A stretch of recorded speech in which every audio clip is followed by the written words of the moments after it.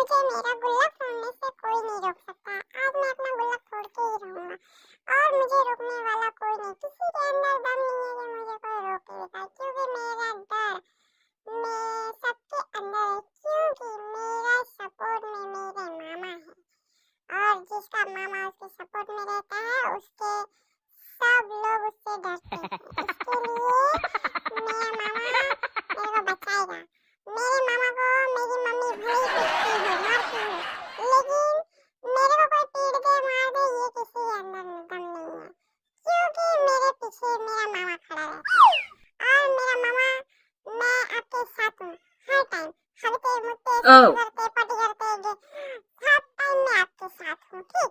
लेकिन आप मेरे पीछे खड़े रहिए और मैं आगे आगे रहूंगा, मैं पहले आगे जाऊँ, ठीक?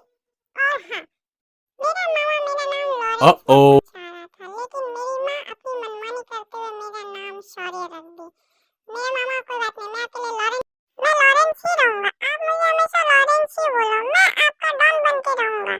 आप मेरा सपोर्ट करो, मैं डॉन बनूंगा।